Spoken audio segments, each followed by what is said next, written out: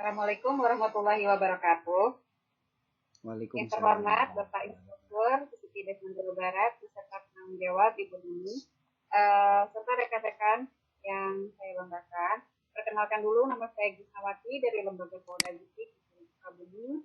Di sini saya bertindak sebagai host. Puji syukur marilah kita panjatkan kepada Allah Subhanahu wa taala dan shalawat serta salam semoga tetap tercurah kepada baginda Rasulullah sallallahu alaihi wasallam. Alhamdulillah hari ini kita dapat berkumpul di meeting room ini untuk berdiskusi bersama dengan tema permasalahan anak usia dini.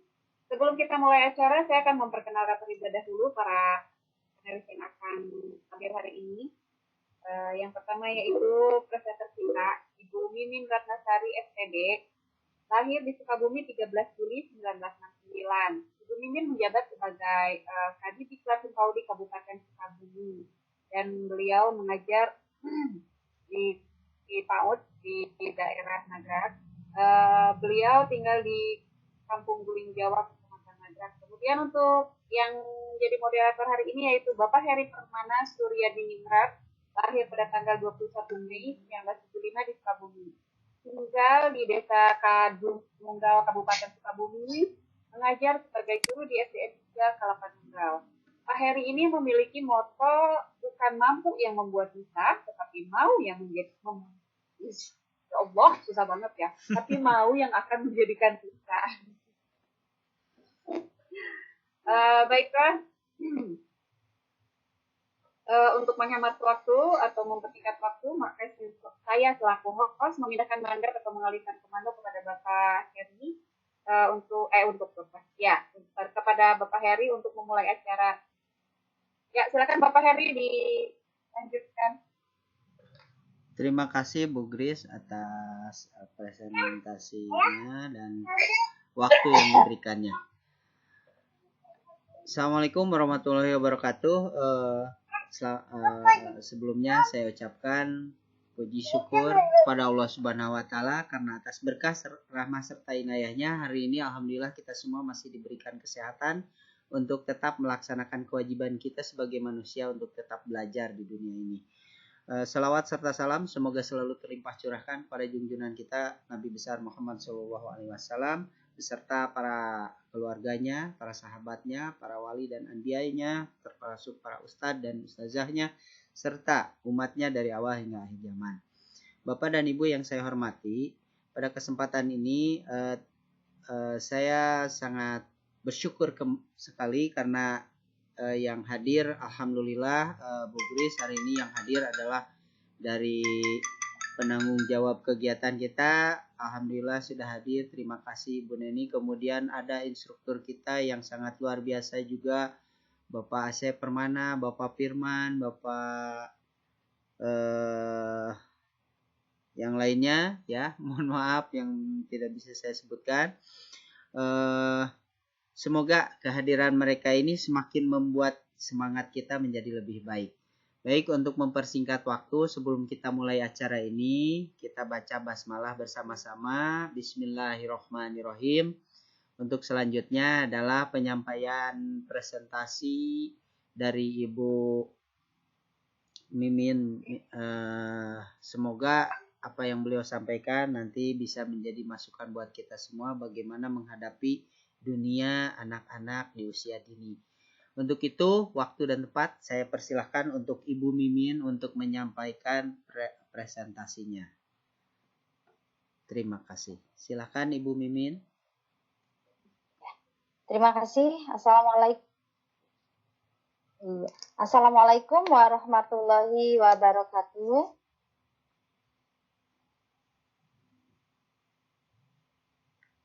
Bismillahirrahmanirrahim. Puji dan syukur kita panjatkan kehadirat Allah Subhanahu wa taala. Salawat dan salam kita tetap tercurahkan ke junjungan kita baginda Rasul Nabi besar Muhammad sallallahu alaihi wasallam. Yang saya hormati Bapak Instruktur di City Base 6 Jabar. Kemudian semua rekan-rekan peserta di City Base 6 ini yang saya hormati dan saya banggakan, semua host dan semua moderator yang ada di grup ini. Terlebih dahulu saya mohon maaf kalau seandainya nih sinyal di saya agak kurang baik ya, karena saya ini harus lari ke tempat sini, ke tempat sini juga ya. Ini Pak, ini mohon maaf. Nah, untuk materi yang akan saya sampaikan pada kesempatan ini yaitu permasalahan anak usia dini. Untuk perkenalan mungkin sudah cukup ya tadi sama Ibu Gris sebagai host dan juga sama Bapak sebagai moderator. Ya, untuk permasalahan anak usia dini kita lihat dulu sejenak. Ini setiap saya kaji dulu sejenak. Ada beberapa kata mutiara. Anak belajar bagaimana mereka dibesarkan. Bila seorang anak hidup dengan kritik, dia akan belajar menghukum. Bila seorang anak hidup dengan permusuhan, ia akan belajar kekerasan. Bila seorang anak hidup dalam ketakutan, ia akan belajar merasa cemas. Bila seorang anak hidup dengan kecemburuan, ia akan belajar untuk rasa iri. Bila seorang anak hidup dengan kekolokan, ia akan merasa malu. Dan jika anak dibesarkan dengan celaan, ia akan belajar memaki. Jika anak dibesarkan dengan permusuhan, ia akan belajar berkelahi. Jika anak dibesarkan dengan cemoohan, maka ia akan belajar rendah diri. Jika anak dibesarkan dengan penghinaan, maka ia akan belajar menyesali diri. Jika anak dibesarkan dengan toleransi, maka ia akan belajar mengendalikan diri. Jika anak dibesarkan dengan motivasi, maka ia belajar percaya diri. Jika anak dibesarkan dengan kelembutan, maka ia akan belajar menghargai. Jika anak dibesarkan dengan rasa aman, maka ia akan belajar percaya. Jika anak dibesarkan dengan dukungan, maka ia belajar menghargai diri sendiri. Dan jika anak dibesarkan dengan masalah, dengan kasih sayang, dan persahabatan, maka ia akan belajar menemukan kasih sayang dalam kehidupan. Itu kata mutiara yang perlu kita resapi bersama sebelum kita menyampaikan permasalahan anak usia dini. Ternyata anak itu akan tumbuh dan berkembang. Anak itu akan mempunyai karakter-karakter yang baik. Tentunya sesuai dari apa yang pernah dia lihat, dari apa yang dia lihat, dan pola asuh yang dia dapatkan. Di sini permasalahan anak usia dini. Di sini ada anak ini yang terlantar secara ekonomi, juga secara pendidikan. Ya, anak dalam keluarga yang mengalami broken home atau korban perceraian. Kemudian anak salah asuhan, ya, anak dalam lingkungan yang kurang baik, ya, anak yang dalam lingkungan yang kurang baik, dan juga anak korban dari kekerasan. Ini permasalahan anak-anak usia dini yang ada di kita. Dan jenis permasalahan anak usia dini, di sini ada permasalahan makro dan mikro. Kalau permasalahan makro, biasanya di sini dipengaruhi oleh dari permasalahan anak yang ada di lingkungan masyarakat. Ya, permasalahan anak di luar proses pembelajaran, meskipun dapat mempengaruhi proses pembelajaran. Ya, permasalahan anak di lingkungan masyarakat ini nantinya akan mempengaruhi ke dalam permasalahan proses pembelajaran ketika anak usia. Itu permasalahan makro. Sedangkan permasalahan mikronya yaitu sesuatu yang menghambat perkembangan kehidupan anak, baik fisik maupun psikis, maupun sosial emosional. Ya, kemudian masalah mikro ya, termasuk dari gangguan fungsi hiperaktif.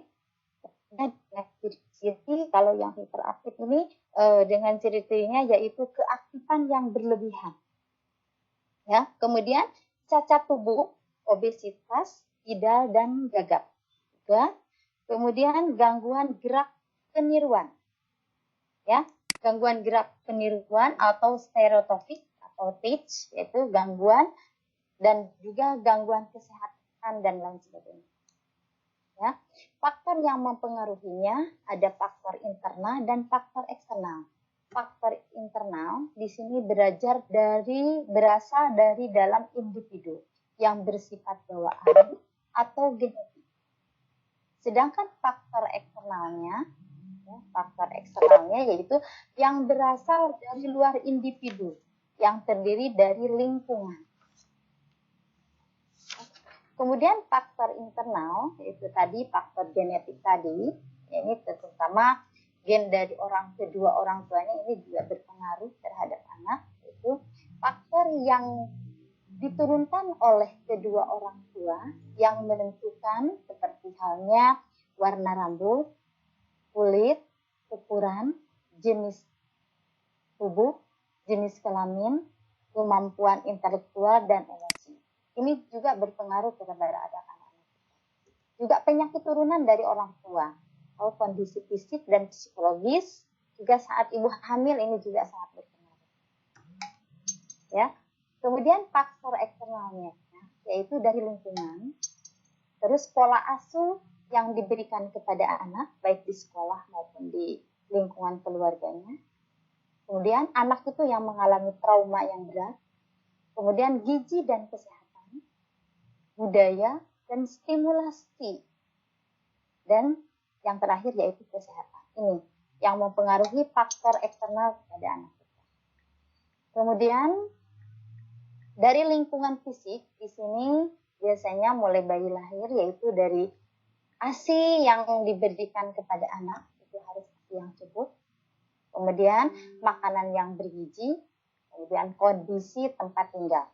Itu akan mempengaruhi terhadap lingkungan fisik anak yang harus diperhatikan. Kemudian lingkungan sosialnya, yaitu kebiasaan orang tua dalam keluarga.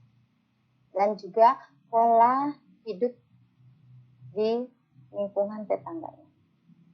Juga ada kegiatan parenting. Di sini kegiatan parenting ini sangat berpengaruh sekali tentang pola asuh, kasih sayang, dan penghargaan. Kemudian perkembangan teknologi dan informasi, media audio dan juga media visual. Di sini yang sangat berpengaruh sekali kepada anak-anak kita, karena sekarang sudah hampir semua anak-anak usia dini, usia 3 tahun, 4 tahun, kadang-kadang orang tuanya di sini memberikan gadgetnya atau memberikan HP-nya kepada anak, hingga untuk menanggulangi anak itu rewel atau nangis, agar ibunya tenang untuk bekerja, anak itu dikasihnya gadget atau HP. Padahal ini sangat berpengaruh sekali terhadap perkembangan anak-anak kita. Ya, ini di parenting inilah yang harus disampaikan. Kemudian konsisten dari orang tua untuk memperhatikan anak, dan juga kondisi psikologis orang tua, dan juga fasilitas bermain dan pengalaman belajar yang didapat oleh anak. Untuk kesehatannya, tadi yaitu sudah saya sampaikan, terutama untuk asupan gizi yang mempengaruhi perkembangan otak, baik saat masih dalam kandungan maupun ketika anak itu sudah lahir. Ya. Kemudian kondisi tubuh yang sehat, meminimalisir adanya virus atau bakteri yang dapat menyerang tubuh. Ini untuk kesehatan di sini. Kondisi asupan gizi yang mempengaruhi anak saat anak itu masih dalam kandungan, di sini sangat berpengaruh sekali untuk anak-anak kita. Apalagi ini untuk ibu-ibu hamil, seyogianya diperhatikan ketika ibu-ibu itu menggunakan alat-alat atau kosmetik yang digunakan dalam kegiatan, dalam kesehariannya. Jangan salahkan kalau seandainya anak itu terlahir cacat. Mungkin saja anak itu bisa terlahir cacat karena ada virus atau bakteri yang menyerang anak ke dalam janin ketika anak itu masih dalam kandungan. Bisa saja itu menimbulkan kecacatan ketika anak itu lahir. Karena dari merkuri atau itu alat make up yang digunakan oleh ibu hamil itu sangat berbahaya sekali. Makanya kita sebagai ibu harus benar-benar seselektif mungkin memilih make up yang kita gunakan, karena itu akan berpengaruh sekali untuk anak-anak kita. Ya. Kemudian untuk kondisi psikososialnya, yaitu stimulasi yang cukup dan terarah dapat menunjang perkembangan fisik dan psikologis anak. Ya. Kemudian motivasi dalam mempelajari sesuatu. Motivasi yang muncul pada anak tergantung pada kesempatan anak diberikan, ya. Motivasi yang muncul pada anak tergantung dari kesempatan yang diberikan kepada anak. Apakah orang tua itu cenderung banyak melarang atau membiarkan anak belajar dari pengalamannya? Ya, tentu teman-teman semua sudah mengetahui ada beberapa macam untuk pola asuh yang diberikan oleh orang tua. Ya, ada pola asuhnya yang otoriter, ada pola asuh yang demokratis, ya. Ini tentunya pola asuh yang mana ini yang harus diterapkan oleh kita di lingkungan keluarga terutama. Kemudian kondisi emosional anak sangat dipengaruhi oleh keaktifan anak dalam belajar sesuatu. Dan kemampuan intelektual anak dapat menentukan kualitas dan kuantitas dan kualitas ilmu yang diperoleh anak di sekitar. Dan untuk kesimpulannya, jika kondisi anak sehat sejak awal dari pembuahan, yaitu semenjak dalam kandungan sampai lahir, maka perkembangan selanjutnya juga anak baik dengan dukungan dan stimulasi yang tepat. Ya. Yang perlu kita perhatikan yaitu yang pertama, ketahanan pangan, ini sangat berpengaruh sekali. Kemudian kemandirian, empati dan berbagi, gemar membaca, berpikir kritis, minta maaf dan memaafkan, dan juga manajemen konflik. Ya. Kemudian yang perlu dilakukan oleh kita sebagai orang tua, pertama pembiasaan, kemudian mendoakan, terapi dan konseling, kemudian relaksasi anak. Ini yang perlu kita perhatikan. Kemudian permasalahan anak usia dini, di sini ada beberapa jenis permasalahan. Jenis permasalahan anak usia dini, yang pertama itu permasalahan fisik atau gangguan panca indera, cacat tubuh, obesitas, gejala dan gagap, gangguan gerak peniruan, tadi sudah saya sampaikan, dan juga gangguan kesehatan juga hiperaktif. Kemudian untuk masalah psikisnya, untuk masalah psikisnya misalnya suka berbohong, sosio-emosional, misalnya takut ke sekolah, takut kepada orang tua, suka ada ya di lembaga kita anak yang seperti itu, ya. Kemudian tidak mau ditinggal oleh ibunya atau pengantar, juga mudah menangis, mau senang sendiri, sering membangkang atau mudah marah dan sebagainya. Itu yang sering kita temukan di lembaga di sekolah. Kemudian untuk masalah sosial, misalnya agresif, ya, daya sesuai kurang, atau di sini cenderung anak ini tidak mau menyesuaikan diri. Maaf, saya sebut daya sesuai di sini ya, tidak mau menyesuaikan diri, ya, atau menarik diri dari lingkungannya. Ada juga anak yang pemalu, kemudian negatifnya atau melawan orang tua, atau kesulitan belajar, disleksia atau diskalkulia dan lain-lain. Ada juga faktor-faktor yang mempengaruhi permasalahan anak internal, yaitu faktor fisik, kesehatan, kecacatan gizi, makanan atau kelelahan.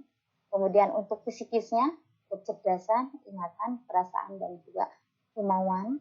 Kemudian untuk faktor eksternalnya, yaitu dari keluarga, sekolah, masyarakat, dan juga media massa, ini dapat berpengaruh sekali. Di sini untuk penanganannya perlu kita ada pelibatan dalam keluarga. Pelibatan keluarga di sini sangat baik sekali, karena di sini akan mempengaruhi beberapa faktor, yaitu dengan adanya pelibatan keluarga di sini akan meningkatkan kehadiran siswa di sekolah, kemudian mengurangi perilaku diskriminatif atau mengganggu orang lain, ya. Kemudian sikap yang perilaku anak akan lebih positif, meningkatkan kebiasaan anak belajar, meningkatkan prestasi akademik anak, kemudian meningkatkan keinginan anak untuk melanjutkan sekolah, dan meningkatkan komunikasi antara orang tua dengan anak, ya. meningkatkan harapan orang tua pada anaknya, kemudian meningkatkan kepercayaan diri orang tua, meningkatkan kecenderungan orang tua dan dalam melanjutkan pendidikannya, meningkatkan kepuasan orang tua terhadap sekolah, juga meningkatkan moral guru, mendukung iklim sekolah yang lebih baik, dan mendukung kemajuan sekolah secara keseluruhan. Ini dengan adanya pelibatan orang tua yang harus kita lakukan di sini, terutama di sekolah-sekolah. Namun karena kita di sini harus hati-hati dengan ancaman yang ada di sekeliling kita. Ancaman yang ada di sekeliling kita di sini ada beberapa hal, yaitu ancaman yang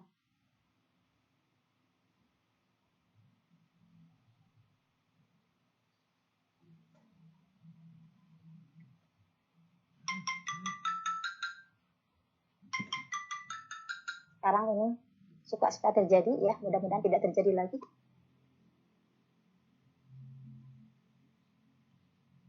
Ini ancaman yang ada di sekeliling, ya. Hanya itu saja yang dapat saya sampaikan. Mudah-mudahan dapat bermanfaat untuk kita semua.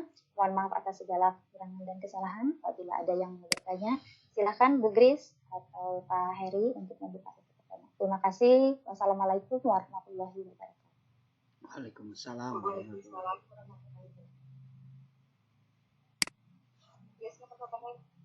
Ya, terima kasih Bu Grace. Baik Bapak dan Ibu, demikian tadi paparan mengenai permasalahan anak usia dini yang sudah disampaikan dengan gamblang dari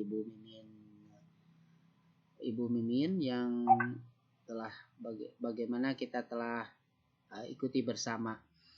Baik, untuk sesi berikutnya adalah sesi tanya jawab atau diskusi yang akan kita buka dalam sesi ketiga ini, dan silahkan bagi Bapak dan Ibu yang ingin menyampaikan apa yang tadi Bapak Ibu dengar atau Bapak Ibu lihat, supaya bisa lebih memperjelas bagaimana kita menangani permasalahan-permasalahan yang memang ini luar biasa, yang sekarang ini bagi para pendidik ataupun orang tua sangat sering ditemui di lingkungan kita sendiri.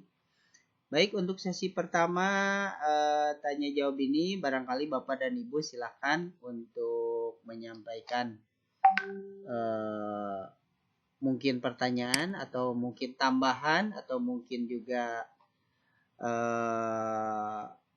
pembahasan yang lain yang ada hubungannya dengan materi ini. Karena dalam sesi tanya jawab ini mudah-mudahan bisa membukakan cakrawala kita tentang bagaimana menangani anak-anak di usia dini.